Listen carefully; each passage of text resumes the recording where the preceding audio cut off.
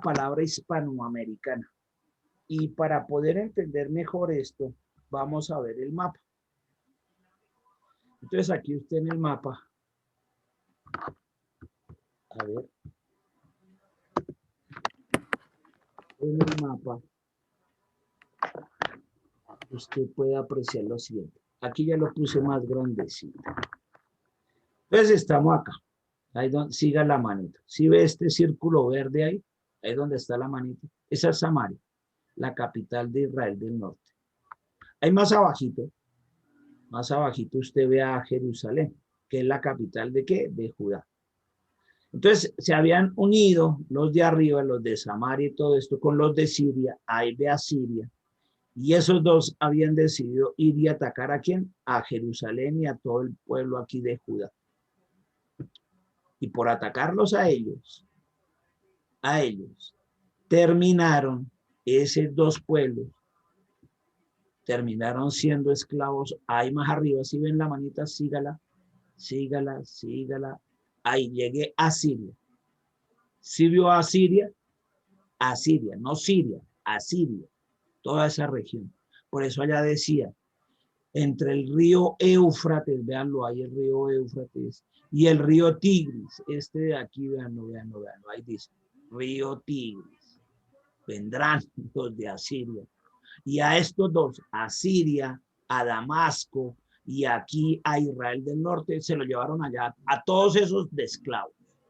Es decir, que estos que querían esclavizar a los de Judá, terminaron siendo esclavos de los de Asiria. Y si ve a los de Asiria ahí, a los de Asiria, después los cogieron más abajito, si ve ahí Babilonia, y ahí cogieron a Babilonia, ¿quién? Nabucodonosor. Y los de Babilonia cogieron de esclavos a los de Asiria.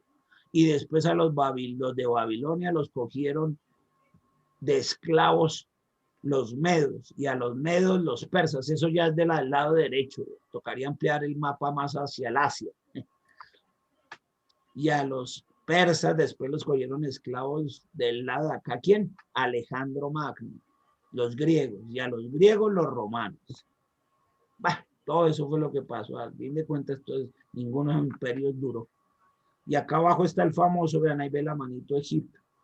De allá de donde habían salido por el Mar Rojo. Ahí cerquita donde dice Gosén, por ahí pasaron el Mar Rojo. Y vean, ahí abajito está el monte de Sinaí. En ese desierto allá abajo donde Dios le dio la tabla y todos los mandamientos a Moisés, la ley de Moisés. Y todos esos caminaron todo eso y llegaron aquí, a Canaán, que era la tierra prometida. En este trayecto hay desde Gosén hasta arriba, si hubieran ido derechos, se hubieran gastado 11 días a caballo y 21 a pie, con las cargas y todo eso que llevaba. Pero no, 40 años se gastaron allá abajo por no haber creído en Dios.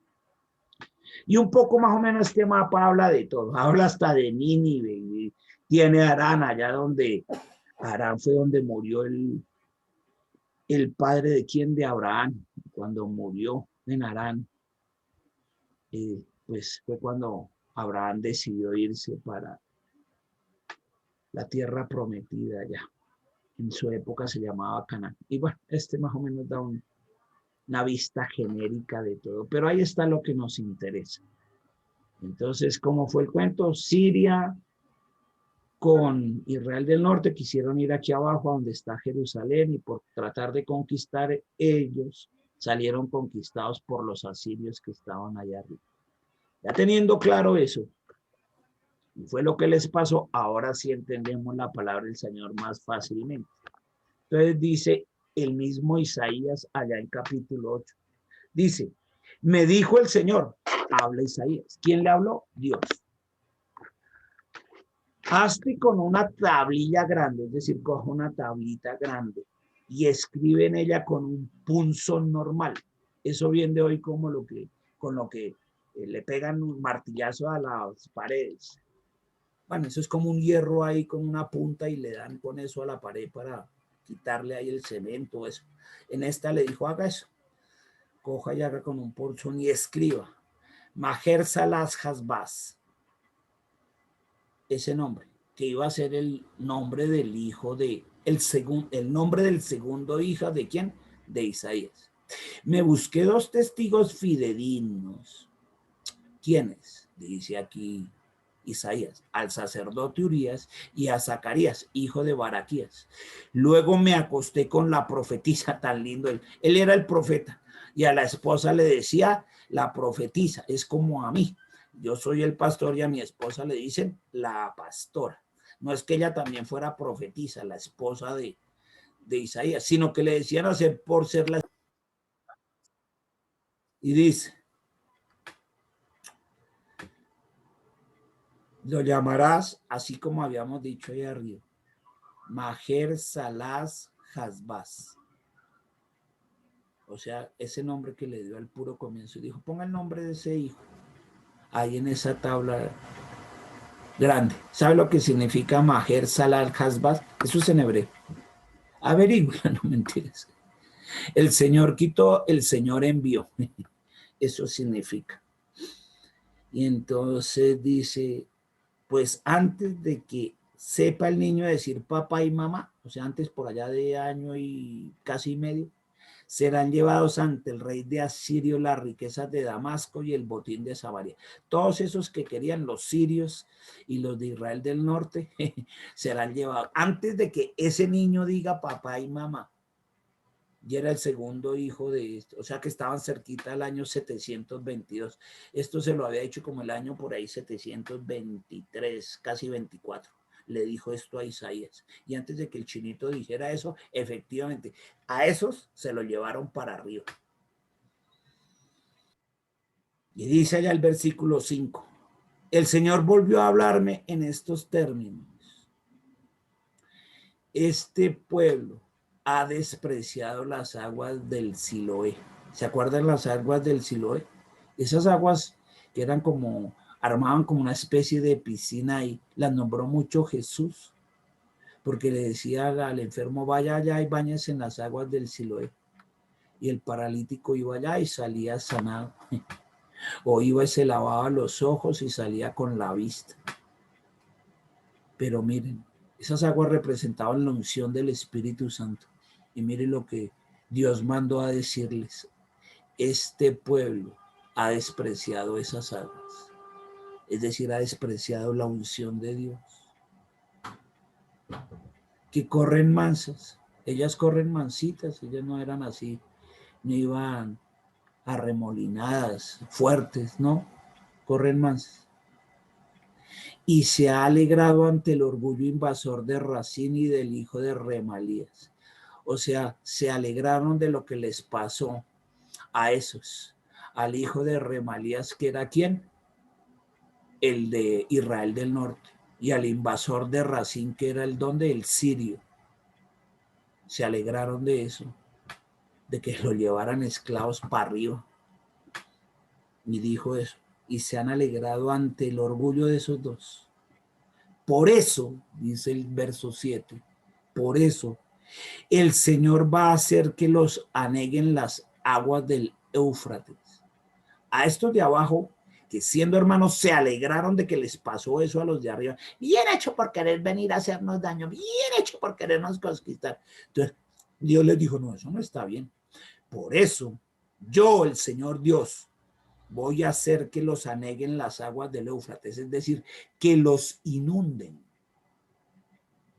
Poderosas y caudalosas. Ahorita tenían las aguas mansas del Siloé y ahí podían haber tomado la unción y ser piadosos, perdonar en amor, y no quisieron hacerlo. Desde arriba el Éufrates, miren, ya les mostré en el mapa dónde queda el Éufrates.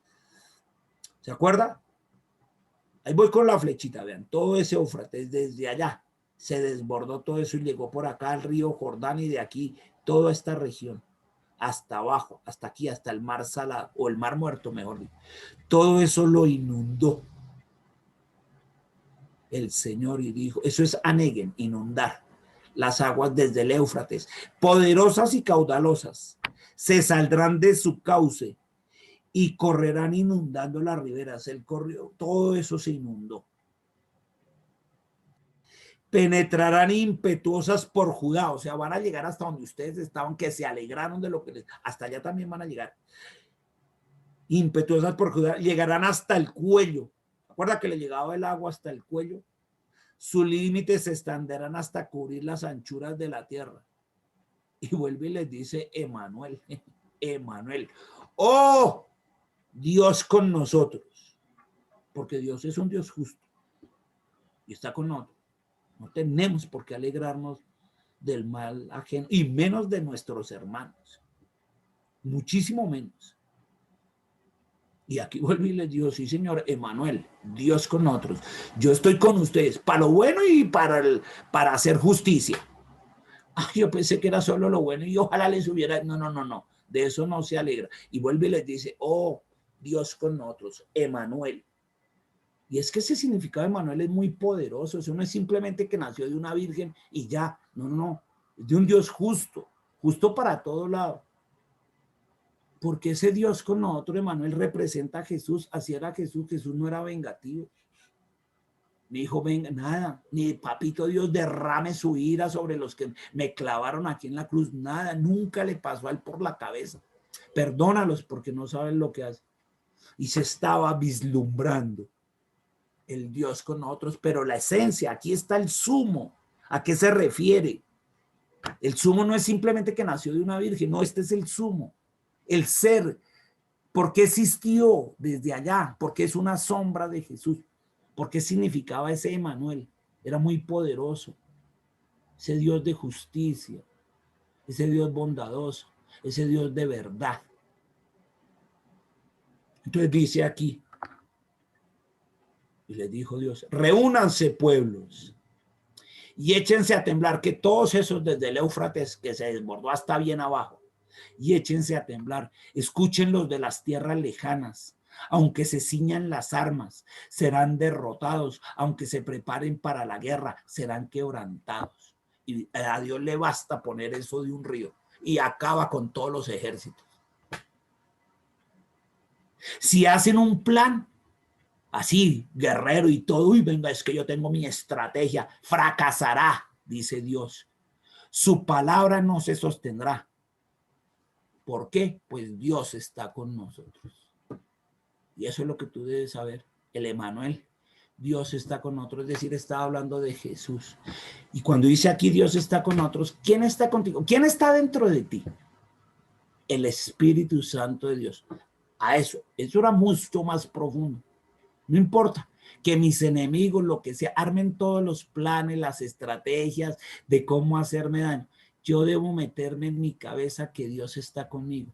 Y si Dios está conmigo, nadie contra mí. Pero el día que Él haga justicia, no me voy a alegrar de lo mal que les vaya a los otros. Me voy a poner triste y voy a llorar como si me hubiera sucedido a mí. Ah, precioso. Dice aquí Isaías, así me dijo el Señor, sujetándome con la mano e impidiéndome caminar con este pueblo. Impresionante. Le sujetó la mano, él sintió que se la apretaba, no veía nada, pero sentía que alguien le apretaba la mano. Uy, esto es impresionante. Me sujetó con caminar con este pueblo y me dijo, no camines con ese pueblo, rencoroso, rencilloso, que no perdona. No llamen conspiración a lo que este pueblo llama conspiración. Es que como esos de arriba conspiraron contra nosotros los de Siria y los de Israel del norte. Eso, ahora nosotros vamos a conspirar. Cuidado, no llamemos conspiración, Dios no es eso. No teman ni se asusten ante lo que Él teme. No teman ni se asusten. Más bien, vean, llamen Dios de los ejércitos, al Señor del universo, porque Él cesará su temor y su miedo. Si a alguien hay que tenerle temor reverente es a Dios, por su justicia, mire, Él es justo. Esto no es un castigo, Él no estaba castigándolo, Él estaba administrando justicia, que es muy distinto. Y este temor reverente, este respeto a la palabra del Señor hay que tenerlo siempre desde allá. Él es un Dios de justicia. Entonces dice, si va a tenerle temor a alguien eso, ese temor reverente debería tenérselo a Dios. Porque Él se convertirá en piedra de tropiezo y en obstáculo. Mire, cuando Él hace justicia, la hace de esta manera. Y a muchos no les gusta. Y dicen, ay, ¿cómo así? Entonces a mí también. Piedra de tropiezo. O todos andamos derechitos, y si no andamos derechitos, ¿el qué es? Piedra de tropiezo. Si usted y yo, que somos sus hijos, no andamos derechitos, va a ser como piedra de tropiezo. Ahí nos vamos a caer. Ay, ese Dios me puso ahí un obstáculo para que yo me diera un tiestazo. No, no, no. Es para que aprendamos a caminar con Él. Así como estos. Se desbordaron todos esos ríos. Aprendamos a ser justos. A no alegrarnos de lo que le ocurrió a sus hermanos, a la familia. A no alegrarnos por lo que les pasa a los otros. Entonces dijo, y de ahí salió el título, se convertirá en piedra de tropiezo. Y eso estaba hablando de lo que iba a hacer Jesús, porque él dijo eso. Y la piedra angular, o sea, Jesús, vino a ser piedra de tropiezo para los suyos, para el pueblo de Israel. Increíble. Y hasta hoy en día sigue siéndolo. Muchos no lo consideran el Hijo de Dios, sino un profeta más. Y un obstáculo rocoso para las dos casas de Israel, para la del norte y para la del sur, para la de Samaria y para la de Jerusalén, para la de Efraín y para la de Judá, mejor dicho. En lazo y en trampa para los vecinos de Jerusalén, vean, en lazo y en trampa. Y hasta hoy en día sigue siendo eso, lazo y trampa. Allá están todos los vecinos de Israel hasta hoy en día andan en eso, lazo y trampa, no hayan cómo dañar a ese pueblo. Venga, a ver, y no han podido. Y no han podido, y ese chiquito, porque Israel total no es más grande que Cundinamarca, geográficamente no es más grande. Y todos los de al lado buscando bombardearlo y a ver cómo le hacen daño. Y ese parece un gato patas arriba y defendiéndose. Por eso nuestro reloj sigue siendo Israel. Todo lo que le sucede a ese pueblo habla de lo qué tan cerquita está la venida del Señor. Y está bien cerquita. Y dice, mire, parece hasta para hoy, para el Líbano, para Turquía, para Irán, Siria, Rusia, todos los que quieren hoy darle duro. Muchos tropezarán allí, caerán, quedarán destrozados, quedarán enlazados y atrapados. Y eso les ha pasado. Muchos han querido dañar ese pueblo y ahí está. Ahí está, porque es el pueblo escogido de Dios. Ahora, él fue justo con ellos, dijo, el hecho de que ustedes sean mi pueblo escogido no quiere decir que yo les alcahueteé todos sus pecados y que se comporten así. No, señor, yo soy un Dios justo. Y a los que más les sigo primero es a mis hijos. Híjole, Señor, por eso es que no va a ser que se nos convierta en piedra de tropiezo y obstáculo. Señor, y dice allí el verso 16. Y dice Isaías, guardo esta advertencia, pongo sello a esta instrucción para mis discípulos. Dice Isaías también, seguiré esperando en el Señor, aunque oculte su rostro a la casa de Jacob, en él seguiré esperando. Así pase todo esto y haya todas estas inundaciones. Yo sigo contigo, Dios, decía Isaías. Verso 18, yo y los hijos que me dio el Señor seremos signo y presagio en Israel. Es cosa del Señor del universo que habita en el monte de Sión, y ahí menciona la iglesia, que habita en su iglesia. El Señor, ¿quién es el Señor? Jesucristo.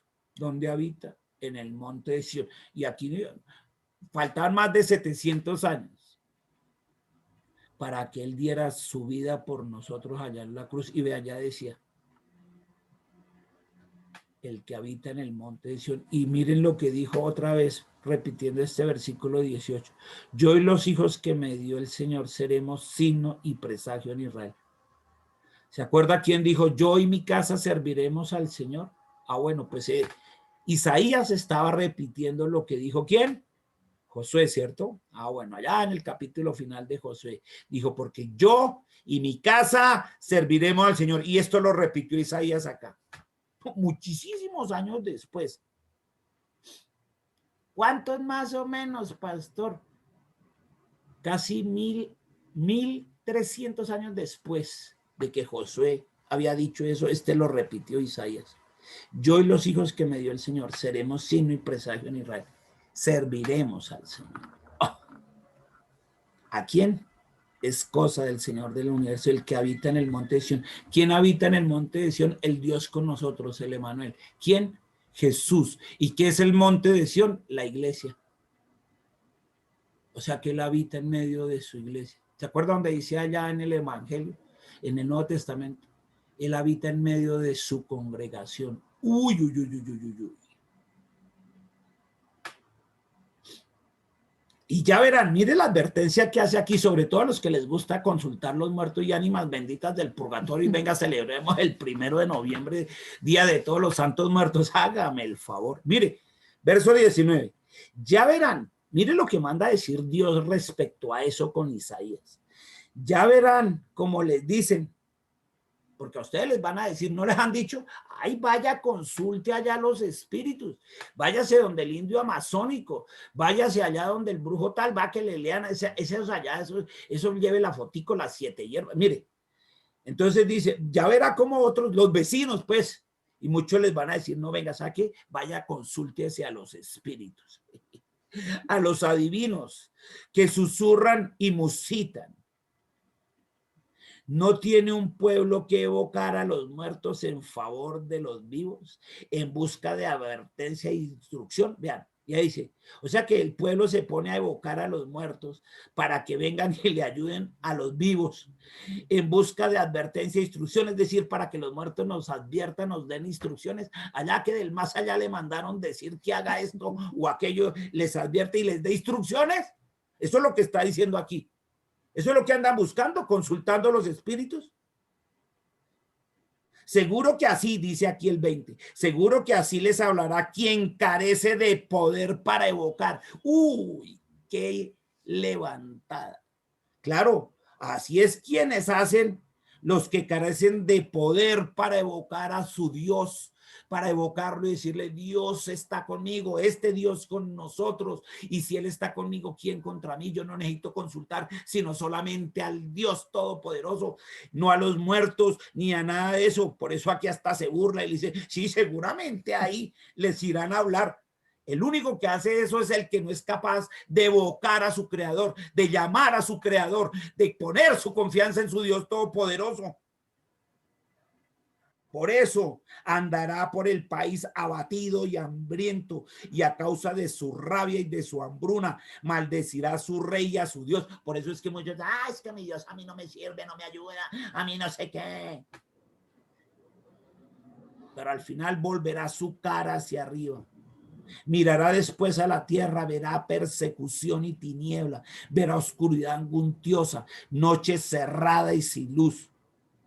Pues no hay escape posible para quien se haya acosado. Y entre más consulta espíritu y más cosas malvadas, más acosado se encuentra. En lugar de evocar a su Dios Todopoderoso, a su Emmanuel, al Dios con nosotros, al que ni para usted ni para mí es obstáculo ni piedra de tropiezo, porque no lo es para los hijos de Dios, todo lo contrario. A los que amamos a Dios, todas las cosas buenas y malas nos ayudan para bien, porque Dios está con nosotros, y el que está seguro de eso le va a decir que sí, con un fuerte amén, amén.